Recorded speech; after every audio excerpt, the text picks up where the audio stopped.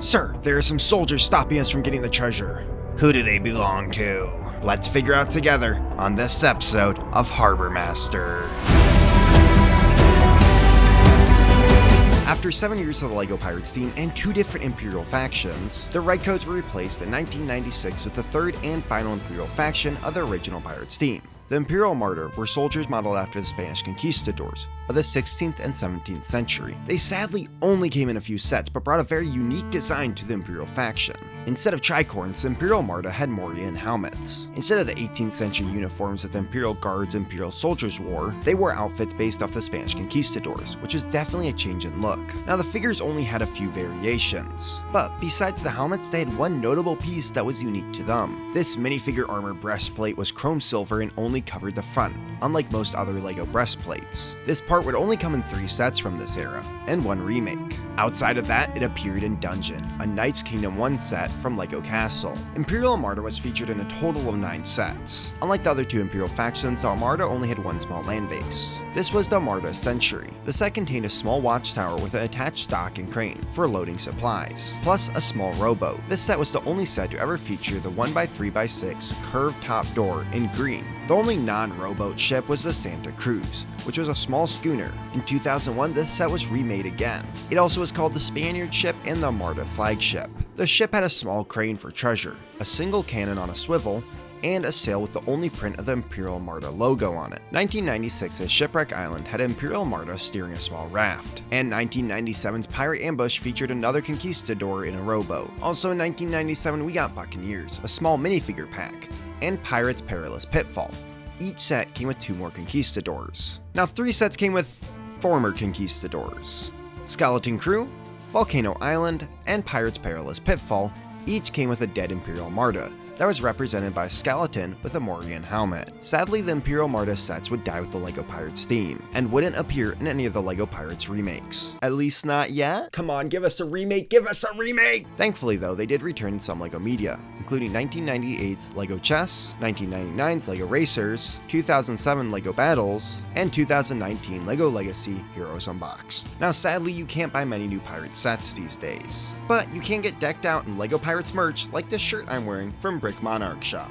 Use the link down below and use code BRICKING10 for 10% off. An honorable mention for the Imperial Armada is the Conquistador CMF from Series 8, who's never said to be a part of the Imperial Armada, but is perfect to add to your Conquistador army, especially with his gold and red look. That would add some variety. Sadly, just like its history, the Imperial Armada's lore is short. I'm guessing this is because this faction came out near the end of the first theme of LEGO Pirates, so they didn't put a lot of effort into the lore side, which was a big mistake in my opinion.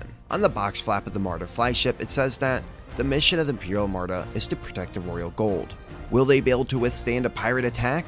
Interestingly enough, the leader of the Imperial Armada has an interesting name and lore. In a LEGO Mania magazine, it says that the Admiral is the toughest of sea dogs to sail the 7 seas. Everyone calls him the Admiral because no one knows what his name is. He was marooned on a desert island when he was a baby, and found by some islanders. Ever since then, he's been a sailor. Because of him not having a name, this led to the magazine also having a contest for fans to choose what his name was. The 2 options that were given were Billy Cannonball Cordoba and Don Diego de Lego, as well as a write-in option.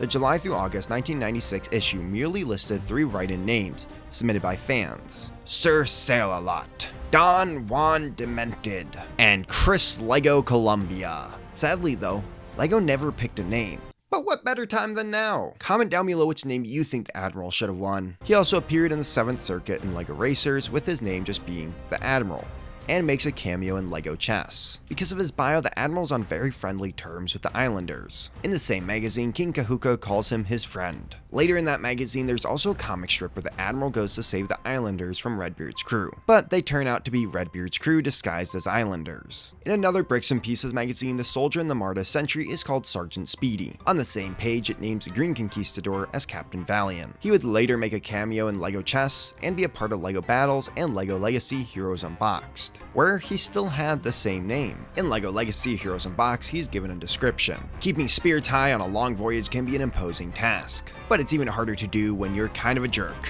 As captain of the Imperial Armada's flagship, the Santa Cruz, Valiant's main goal isn't just to bring justice to the high seas. It's also to sling as many slick burns as he can along the way. At times, Captain Valiant does wear the chrome armor piece. The Imperial Armada fought heavily with the pirates, especially Redbeard. The Armada and pirates are pictured many times fighting it out. One magazine shows the admiral telling Redbeard to hand over the islanders' gold, with one Bricks and Pieces magazine describing how the Armada tried to set a trap on Redbeard, ending with Redbeard escaping and the magazine saying, "The Santa Cruz won't rest while Roger and his buccaneers roam the seas." In another magazine, the Armada is shown with a map trying to track down treasure that the pirates are also looking for. Personally, I believe that the Imperial Armada could have been an even better Imperial faction if LEGO had put the time and effort into it. But sadly, like so many other great LEGO factions such as Dark Forest and Wolfpack from LEGO Castle, the Imperial Armada was short-lived.